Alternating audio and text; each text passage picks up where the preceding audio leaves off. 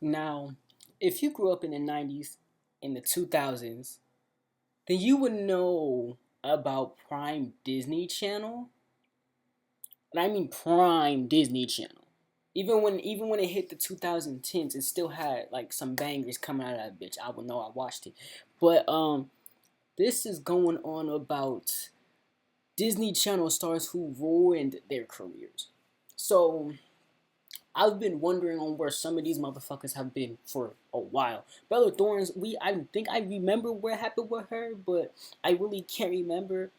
I don't know how her career got ruined when she had like a movie or a show that had came out like sometime years ago. But the other two,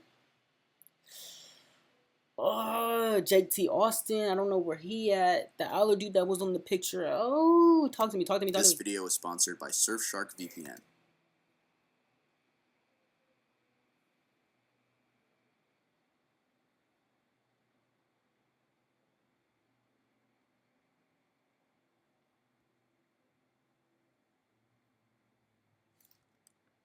Mitchell. Okay, so now you see the very first person. He was on Pair of Kings.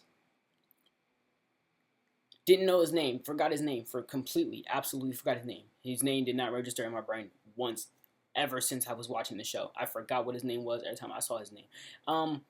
He's one of them. Like, where the fuck did this nigga go? Like he got took off of the show to do something else, I think, and then he just dropped off the face of Disney Channel completely. Musso. Like they literally, fuck, like they, shit. Oh damn, that is, ugh. Okay, so they replaced him at the last season with somebody. I can't remember who they replaced him with, but he's gonna definitely say it. I can't remember. Fuck, this is ugly. Oh my god, I can't look at this nigga, dog. Oh my lord. He got replaced by Adam Hicks, but what after that? Who knows what happened with him, bro? Oh, Mitchell Tate Musso. fucking shit. 32-year-old actor, also a musician, hailing from Garland, Texas. Before losing his edge, arguably, Musso had a solid. Look at this nigga. Why he looks great. Now he looks like a fucking monster. Like he really looks like something out of a Halloween movie. Like a whole Halloween. Like he looks fucking just haunting. Like you could see this nigga as a background character on the night before Christmas. Career at Disney. He was particularly famous for his role as Oliver Kent in Disney's sitcom Hannah Montana. Facts. That role also propelled him into a leading role in Pair of Kings, where he played King Brady. Also in 2010, he became host to a hidden Didn't know about this shit. Did not know about this shit. Did not know about this shit.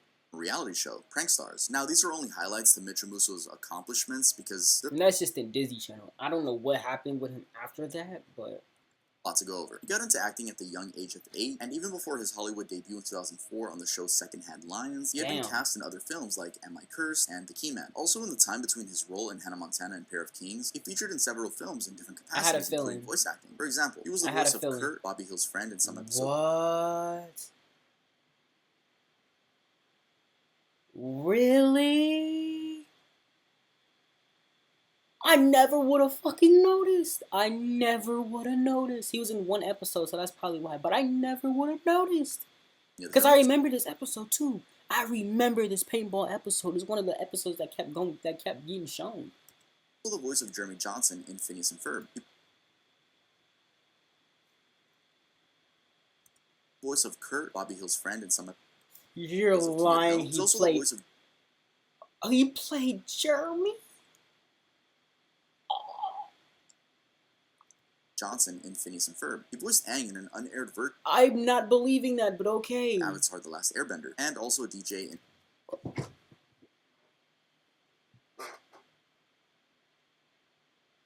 Oh, I swear to God, I would never have known that he voiced these people, dog.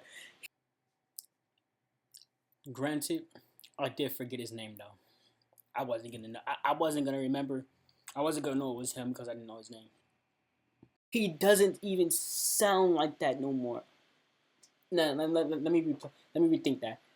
He doesn't even sound like none of these characters. Obviously, he's voice acting, so he's changing his voice to play these characters. But you should still be able to hear you should still be able to hear this nigga, bro. Even if he's doing this. Like Steph McFarlane, I would not even have been able to tell that nigga was Peter Griffin or Homer or any other motherfuckers because he really changes the fuck out of his voice. But, dog, that's so crazy. What? He played DJ? Monster House. Musso was also featured as Raymond Fig in Life is Rough, so clearly he had a lot going on. And still, that nigga, he had a fucking lot. I didn't even know he was making music, but let me get off of that. And all. He had a music career running parallel to his acting. In 2009, he released his debut album under Walt Disney Records. He even got to create original tracks and perform remakes of existing songs for Disney films. He sang a remix version of Lean On Me for the film Snow Buddies, and then, alongside Tiffany Thornton, he recorded the song Let It Go that was used in the film Hashing Pete, not the Frozen Let It Go. Well, also, in 2009, Musso opened for Metro Station. You know, the classic pop rock band that gave us the hit single Shake It. Shake, shake, shake, shake, shake it. Again, these are... What? Oh my god, his career was going so good at the age of fucking 16. What the hell happened? Some of his musical highlights. His accomplishments as a musician are just as impressive as his acting ones. Oh now, god, what did Musso do to tarnish such an impressive resume? Well, it's alleged that it's all thanks to a 2011 DUI. I'm not gonna try and make this face, but it's like, damn, bro. Because these Disney Channel stars were going through some shit. We all know this shit. We just don't know who specifically was going through shit. Besides Orlando Brown or Bloom, have Orlando Brown. Who knows what he went through for him to be going through fucking alcohol at the age of 20 already, bruh. Oh. God. As reported by People, the popular online publication, on the early Sunday morning, 3:43 a.m. on October 16th, 2011, Musso was arrested. 2011, he was, god damn. And I say 20 because the legal age is 21. Like, whatever made him go to drinking at age 20? He was probably drinking way before that anyways. But it says with a blood alcohol level well over the legal limit of 0.8. God. And then he said he was pulled over in his black 2017 Mercedes-Benz at the time of his arrest. Posted $5,000 bail, was released from jail. You see how fucking crazy this nigga was only 20 years old because of everything that he did. He was already having a Mercedes-Benz.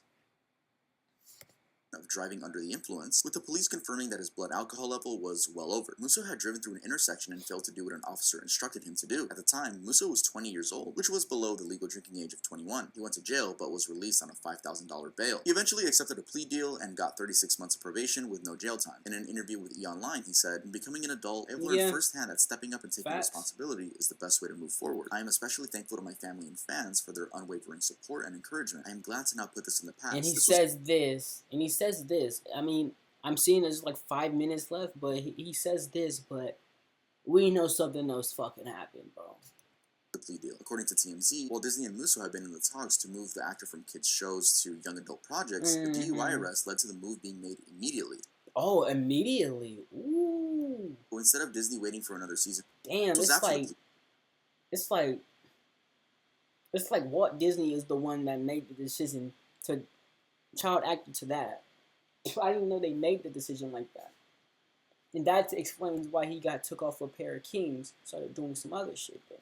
According to TMZ, while Disney and Musso have been in the talks to move the actor from kids' shows to young adult projects, the DUI arrest led to the move being made immediately. So instead of Disney waiting for another season of Pair of Kings before making the decision, they quickly replaced him with a character played by Adam Hicks. At the time, Musso was also hosting the Prankstar show, which had aired 4 episodes by the time of his arrest. Learning of the DUI issue and fearing... Only 4 episodes?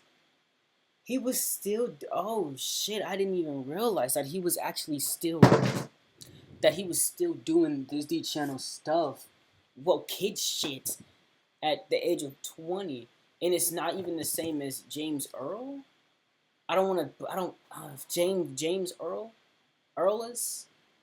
You know, Miley Cyrus's brother in Hannah Montana and Rudy. Sensei Rudy. You feel me? Damn.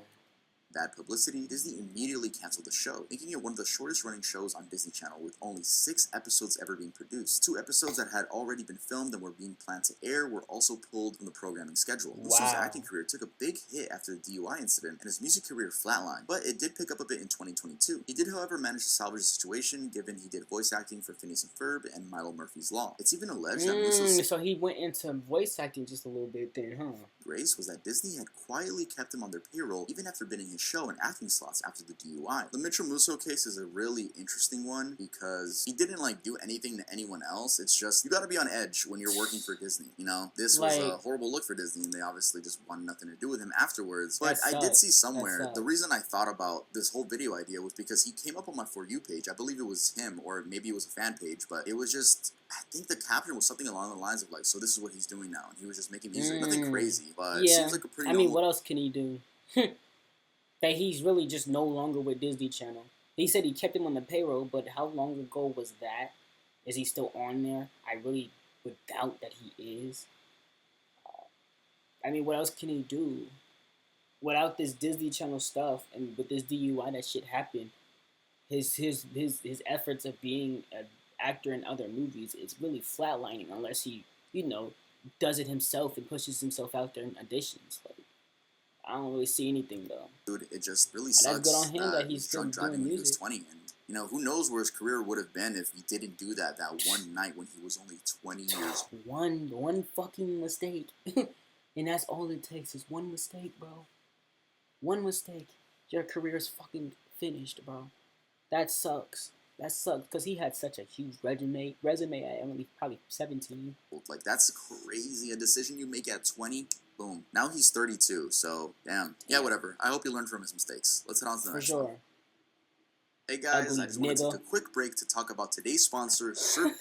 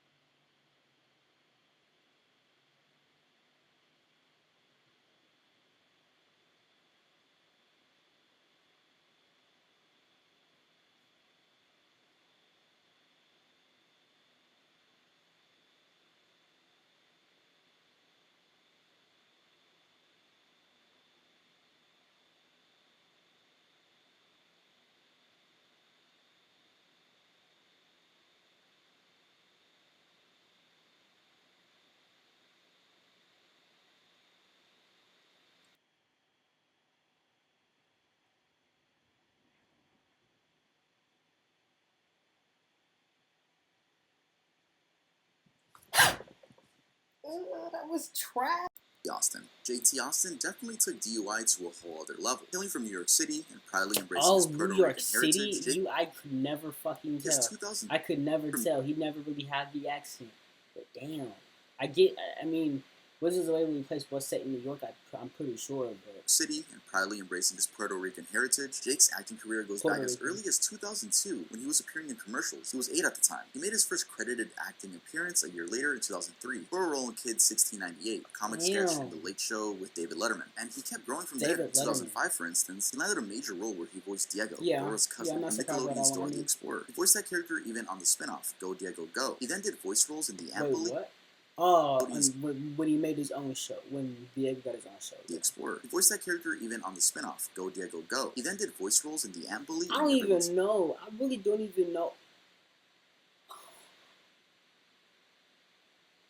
What? You're telling me this nigga voiced this nigga, bro? What? I've actually never seen this movie ever, bro. Like, I literally never seen this movie. But when I was watching movies, bro, this commercial, like, you know, when they had, I don't even know if niggas really remember when movies, like, CD just had, like, previews of movies before it got to the actual movie.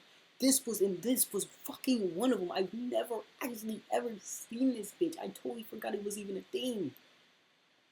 Like this was one of the ones that showed up every time, but really mainly because of a certain movie that I was always watching that had it, and I believe it was Monster House. Maybe I could be wrong, but this bitch always showed up. It was either that Chicken Little, bro. It was a lot of movies out there. Oh my god, I don't even want to think about it. I don't even want to think about it no more. Holy shit. Before his first live-action role in The Perfect Game. However, his debut at Disney was under the role of Chris in Johnny Capahala, before he got casted as Max Russo on Wizards of Waverly Place. The role of Max Russo made him particularly famous and cemented his career at Disney. Riding on that fame, he landed other roles between 2011 and 2014, including voicing Fernando in Rio and Rio 2. He also got a guest appearance in Drop Dead Diva, and a role as Rob Fisher in Law & Order. I'd say that's pretty impressive. Well, there's actually more. In 2013, Jake landed his next major role after Max Russo. He was cast as Jesus Foster in the famous teen drama The Fosters. It was at this point, 2 seasons into the show, that his career would take a hit. Should we say, a self-inflicted hit. And he's still trying to come back from it. So what happened? Jake got into 2 DUI incidents, and they were pretty insane. First, on October 8th, 2013, he was arrested after being pulled over for driving. You want to know the worst thing about it is that I cannot see this man ever doing that. The other dude, I can't even see him doing it either, but he just had a more grown-up face. Him, I just couldn't, bro, I can't even believe it. Apparently, police officers had smelled booze when they approached his vehicle, and Jake had performed poorly in the sobriety test that they administered on site. A little over a month later, on November 19th, 2013, he got into a more serious DUI incident. This time, it's alleged that under the influence of alcohol, while driving a 2010 Audi with New York plates, Jake rammed into 3 other cars in the early hours of the morning. The clip of the accident, as shared by TMZ, went viral. Let me ask you something. You say that now you know it's Jake. How do you now know it's Jake? Well, when we were finishing filling out like the paperwork, one of my friend's cars was one of the cars that was hit. So, you know, the officers pulled the registration. They had to open his car because he lost his car and fled the scene with his friend. So they unlocked his car and dug through his car and found his registration, and that's how we knew him, because they put his registration, his address, and his name on the police report for the insurance company. Okay, so what you know is that Jake owned the car, but how do you know? Now you've seen pictures. Oh, but no, that's when we put it together. We were like, oh, that's who that is. Because like there was a bunch of people standing outside after, but only myself and one other neighbor actually saw him, and he's like, that guy looks familiar, but I wasn't really thinking of like placing him with anybody, because that wasn't like the first thing on my mind. So once the police told you that Jake is the owner of the car, did you then go and look, like Google him or something, and find an image of him, and that triggered it, and they was like, of course that's him. Yeah, that's exactly who that was. He had been with a friend in the car, and in a bizarre twist, immediately after the crash, he left the scene. Witnesses reported seeing him throw a bottle of vodka out the window and fleeing from the scene in an Uber. His lawyer then called the cops and told him that all the victims... Uber? I didn't think Ubers were fucking relevant at the time. When was this again? I don't even remember. ...fully compensated, and there was no need to prosecute. Oh, and he didn't get charged for fleeing the scene because he apparently left to seek medical treatment at the ER due to an injury to his mouth. Now, the rumor is that Jake was dropped from another season, season 3 of The Fosters, due to this trouble with the law. He later made a comment that might corroborate this version, saying that taking a break from acting helped him from getting out of hand. This is just speculation, though. And the reason I'm saying the whole issues with the law leading him to being dropped from The Fosters could be speculation is because there's an alternate explanation. MovieWeb, for instance, writes that Jake left the show because he wanted a bigger part. This character he was playing was gonna get smaller parts after the 2nd season, so he decided to take a chance and play new characters. Either way, he was replaced with Noah Centineo for season 3. God damn. And I'm not even gonna blame it, cause this nigga's acting career is blooming right now. His shit is blooming. He was even in Black Adam as the Atom, bro. His shit's blooming. It's been blooming since then, I'm pretty sure. So regardless of the version of because his shit would have been stupid. Wow. Him leaving the show. I really like Jake T. Austin, bro. He was easily one of my favorite characters on Wizards of Waverly Place. Did take a huge hit. That's undeniable. The DUI incident has followed his reputation ever since, and a lot of people think that he didn't end up being as great as he could have been. For instance, he got voice acting roles in 2017, including the Emoji Movie, and has some upcoming projects as of 2023, such as Black Friday, Pledge Trip, Paw Patrol, The Mighty Movie, and Daft State, which aren't that bad, but you're going to be compared to that biggest show you were on, which for him was Wizards of Waverly Place. And let's be honest, if you compare any of them to Selena Gomez, she's light years. Hey, we're not even going to talk about her acting. That shit's not even happening no more. It could if she wanted it to, but like, we're just talking about her as in general, bro. Look at her shit, bro. Of all of them. So, of course, that's going to have a lot of people compare more often than they should. But still, this dude had talent, and I don't know how to say it without sounding rude, I guess, but it would have been great to see him further in his career by now. Adam Hicks. That so sucks, far, and we all know about Adam Hicks. He's talked about making music. DUIs, and if Disney stars getting DUIs surprises you, then you're about to be shocked with what Adam Hicks did. Our next star is Adam Hicks, whose full name is Adam I really loved him in Lemonade Mouth. Him and Zeke Luther was hilarious, but I really loved him in Lemonade Mouth. Nielsen Hicks. Hicks was born in Las Vegas, Nevada in November 1992 and is a well-known, multi-talented individual who has dabbled in acting, rapping, singing, and songwriting. While it's unclear at what age he began acting, it's undeniable that he's good at his craft. He's known for being cast in The Boy Next Door as Jason Zimmer, I didn't know that. as a replacement to Mitchell Musso. I had no clue he was on whatever the hell he just said. For being cast Next Door as Jason Zimmer.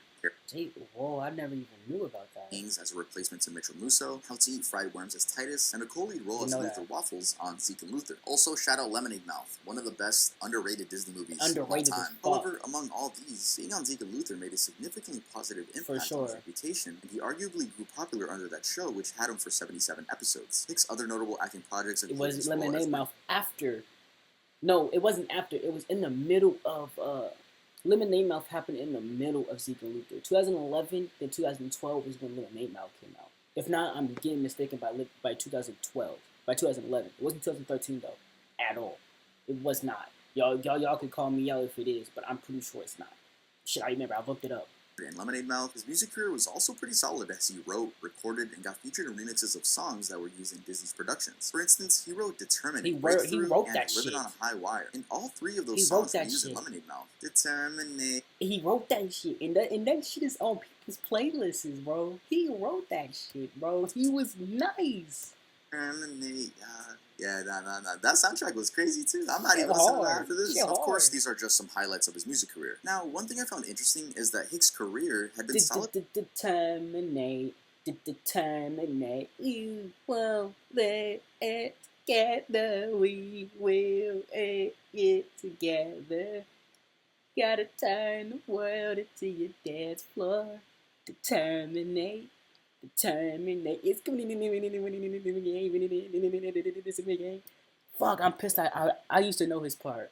He wanted to hit me up and then sing nah. You didn't come into the house here. People could have gone in there giving this in the mouth and you know how to feel. I used to know his part. I'm pissed that I don't know it no more. I'm pissed. Until he took up the role of King Boz in Pair of Kings, where he replaced Mitchell Musso. And just to refresh your memory, our first Disney star on this list to ruin their career was Mitchell Musso. He got into trouble with the law and somehow ended up losing his part in Pair of Kings. So what are the chances that I thought it was because they said that he was gonna go from this to that, so that's why he had left. But because of the DUI, it just shut him out completely. So he was gone. I forgot that's what he said. He made me confused because he said that they wanted to move him from less kid roles to more young adult roles. And then they said the DUI did it immediately. So then, as we all know, it really didn't happen because they really just cut him off. So. It's the dude that ruined his career. This dude that was going to replace him ruined his career too. What happened? Although, to be clear, his run-ins with the law started in 2018, and between 2013, when he last featured in Pair of Kings, in 2018, he had been in other acting roles. Some of the shows he featured in include Shifting Gears, Freakish, Little Savages, CSI, Windsor, and Texas Rising. Anyway, as being reported by Variety, on Wednesday, January 24th, 2018, Hicks was arrested on a suspicion of a string of armed robberies. Look at this nigga. You would not see this nigga doing a robbery, bro. I would not see this nigga doing I would punch this nigga if I saw this nigga trying to rob me.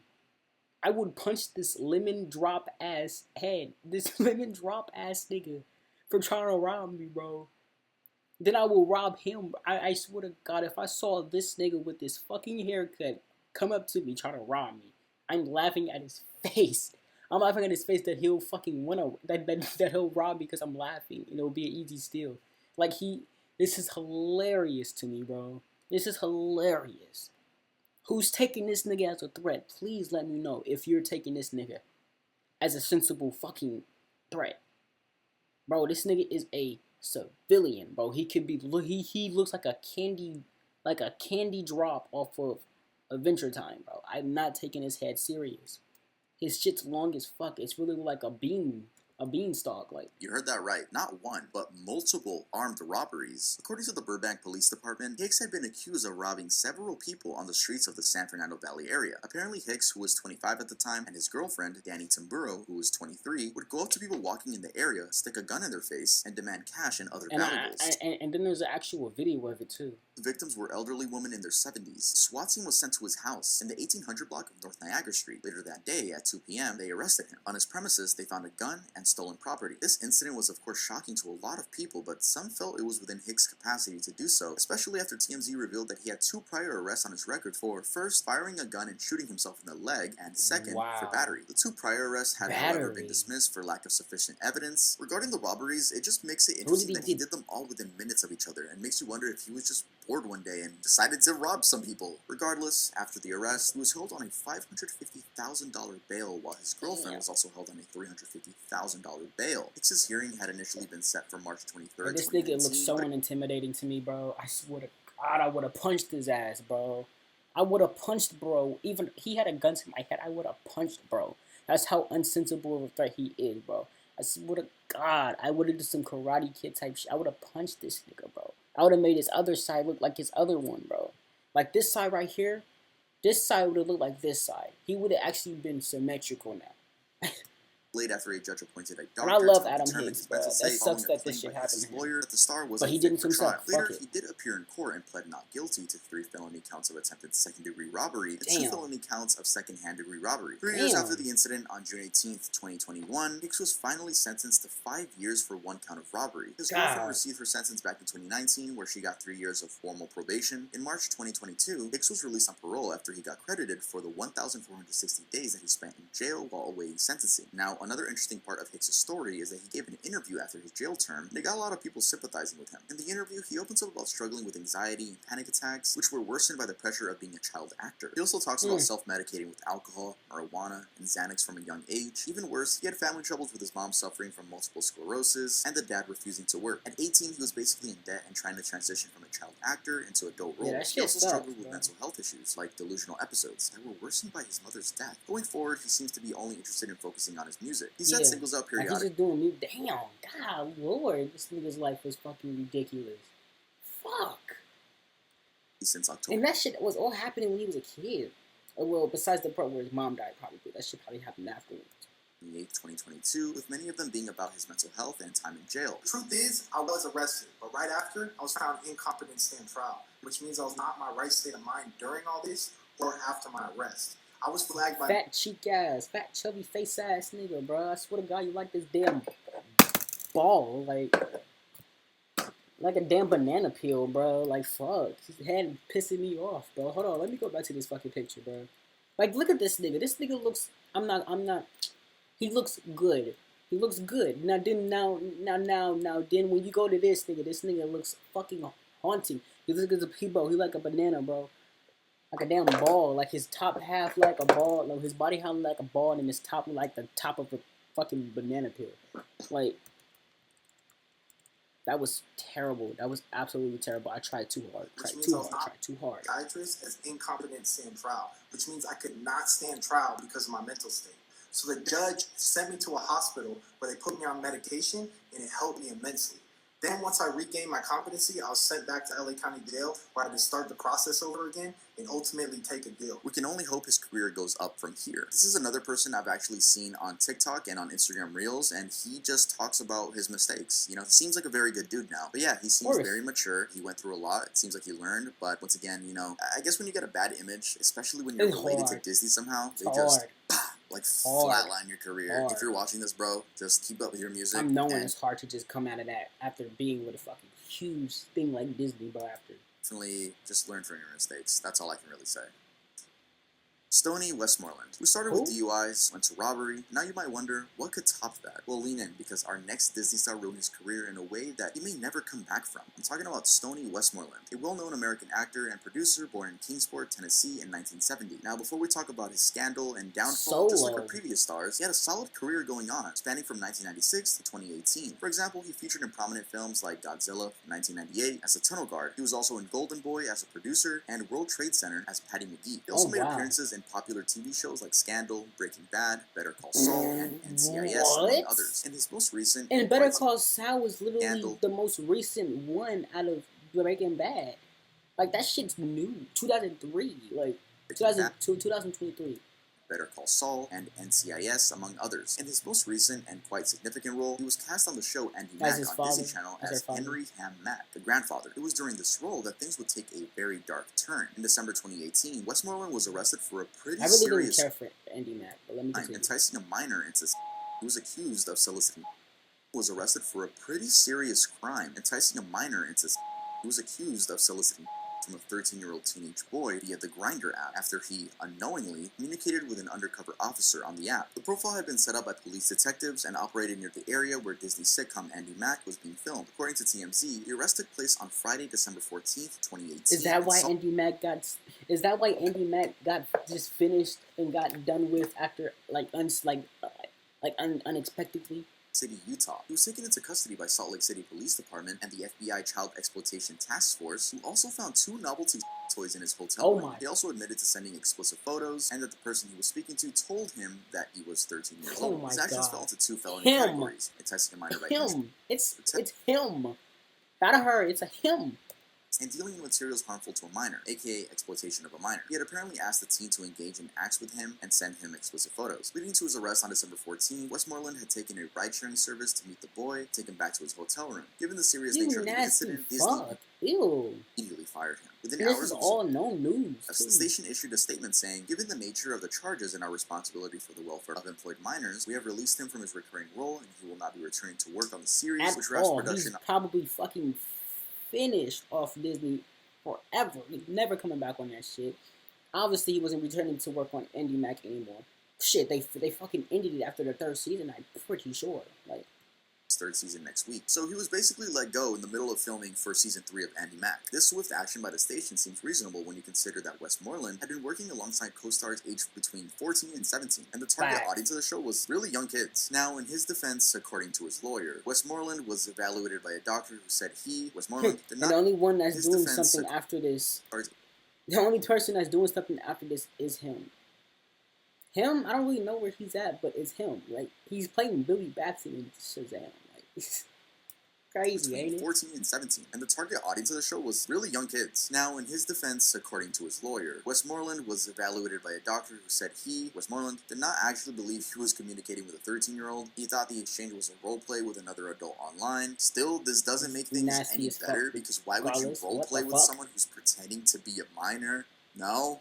The initial charges, 6 felony counts, attracted a sentence of 10 years, but he entered a plea deal that brought the charge down to 2 years in prison for using interstate facilities to transmit information about a minor. As part of the deal, he must cooperate with DNA collection and also register as a sex offender for 25 years once he's out of federal. This nigga really done just...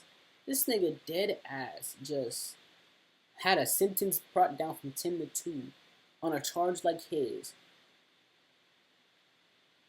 And then he's supposed to be registered as a sex offender for 25 years. Wow.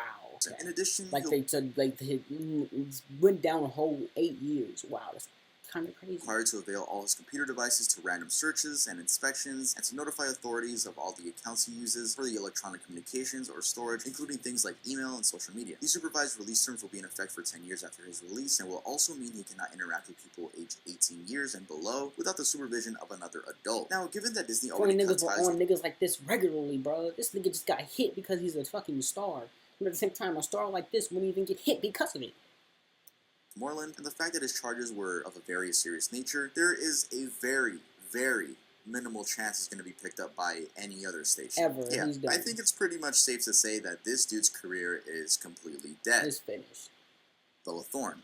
full name What happened Annabella to her? Avery Thorne, born in Pembroke Shit, Pines. we all know about Bella Thorne. Bella is probably the youngest in terms of career kickoff amongst the Disney stars on our list today. Shake She was it born on up. October 8th, 1997, and began her Hannah acting career in Montana. 2003 with an uncredited role in a 2003 film called Stuck on You. She must have been around 6 at the time. Just like our What? other stars, she has a pretty impressive portfolio. Notably, she's had roles in Dirty Sex Money, My Own Worst Enemy, and of course, she played Cece Jones. Wait, what? Notably, she's had roles in Dirty Sex Money, My Own Worst Wait, but bro, really? I forgot his last name, but Taylor? Damn. And of course, she played Cece Jones in Shake It Up. Now, this last role, playing Cece in Shake It Up, She is got what she's tall. really known for and was a significant step in her career. She also won awards along the way, including Young Artist Award Shit and the is so prestigious goated. Imagen Award, or is it pronounced Imagine, whatever. Following the Disney role in the 2010 to 2013 period, she went on to be cast in other popular films, including Blended, Alvin and the Chipmunks, The Road Trip, the Baby Wow, Sitter did not know series, The that. Duff, Infamous, and the series Famous in Love. These roles spanned between 2014 and 2020. Also, she ventured into music, and her single, Watch Me from 2011, made it to the US Billboard Hot 100, coming at number The fuck? 86 on the charts. Overall, she's pretty well accomplished. So, how did she ruin her career? Well, the biggest consensus might be that she curved an image that is so distant from her Disney self. She's transitioned into a controversial and sexualized brand, which is as far as someone can be from the Disney image, and she knows it. For instance, while at Disney, she had the appearance of perfect. She later admitted in an interview that this was part of the pressure that she didn't appreciate while filming the show Shake It Up. She said, quote, "There are definitely a lot of pressures in Disney's eye to be so perfect, and I think that's where Disney in a sense goes wrong, because they make their kids seem perfect. That image is very difficult. It's also never been me. So what is the real Bella Thorne?" According to Bella, being real about poetry, It's a sex sexuality, past struggles with abuse, and other areas of her life was a better way to connect with her fans. Damn. Again, this is pretty much the opposite of what Disney would allow near their brand. Moving on, her controversial stance didn't stop there. This is because later on, also, while filming for Freeform's Famous in Love, she was called a diva who was uncontrollable and crazy. Now, those are pretty strong words coming from the studio. Anyway, the bigger hit to her image, however, was when she leaked nude photos of herself to get ahead of a hacker who was threatening her. In June 2019, What? Bella, in a stance to, quote, take the power back, posted on Twitter messages from an anonymous person revealing topless selfies of herself in the process. She said, "Yesterday, as you all know, my shit was hacked. For the last 24 hours, I have been threatened with my own nudes. I feel gross. I feel watched. I feel someone has taken something from me that only I wanted one special person to see." She added, "I'm putting this out because it's my decision. Now you don't get to take yet another thing from me." This was a bold move from her, and Big her fans time. praised her for it. Fuck. However, the internet being the same old dark place, those nude photos have followed her reputation ever since. And to make it worse, Bella has continued to find herself in tricky conversations. For instance, in 2019, she directed a film, Her and Him, for P-Hub. And while there's nothing inherently wrong with directing an X-rated film, it's pretty insane to do so as a debut instead of directing shows. Regarding the experience directing the film, Bella said filming actual sex was quite a fun environment. Then, just a year later, in 2020, she joined OnlyFans and riled up a significant portion of her fan base. But why were they mad? Well, she came in and gentrified the whole thing. In an interview with Rolling Stone, one content creator on the platform thought it wasn't so good that a former Disney Channel star with many sources of income would come in and dilute revenue for regular sex workers. Now, I wouldn't Oh say my Bella God. Thorne's career is over, but I'm sure a bunch of angry parents would like to say that. And I guess the OnlyFans competitors. But a lot of the people on this My list, God. they suffer from being compared I to don't even know what to say about Bella Thorne's ones. Holy shit.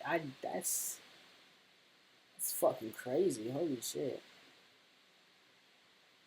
The whole time I was really thinking about Shake It Up. Like when he previewed that, that clip of Shake It Up, I was really thinking about that the entire time. I really missed that. I really missed that time, bro. That shit was so goated. That shit was so goated. Like seeing everything again, bro, it really just brought back the memories of me watching that shit, bro. I really didn't pay attention to anything that he said about Bella Thorne besides the OnlyFans shit. the dude that was texting the minor, but the other people, they are still fairly young. So I think they're just always with that pressure. Disney. You need to be good boy. You need to be good girl. So when they start being a normal human being, they just start getting compared. I mean, especially Bella Thorne being compared to Zendaya. Probably he gets that Not all even the time in her close. DMs and the comments. Not even Zendaya wouldn't do close. this, Like, it has to be horrible. So I do sympathize with Bella Thorne. I sympathize with a lot of the people on this list. Not everyone, though. But I guess we'll only see with time where her career will lead her in a few years. All right, that was it. I mean, shit. Would I have wanted to be a child actor? Hell fucking yeah, I would have. Even after everything I'm hearing about all these, yeah, hell fucking yeah. Because you see the people that have transcended, bro. Look at Zendaya, bro. Look at Selena Gomez. Look at Ariana Grande. Besides the Jeffrey Dahmer comment she had made. But it's like, hell yeah, I would have wanted to have done that shit, bro. But at the same time, would I have been able to avoid the fucking shit that was going on? Who knows? That's just if I was big enough, maybe. or if I wasn't, I don't know. I don't know if they only went after the bigger stars because they saw something big in those, so they was like, "That's the one, bro. That's the one." And that's meant two different fucking ways. But I probably would have, bro. I feel bad for all these people. When they the Bellatorians say shit, it's so crazy. I don't even know what else to say, bro. I'm out of here. I can't be on here too much longer, bro.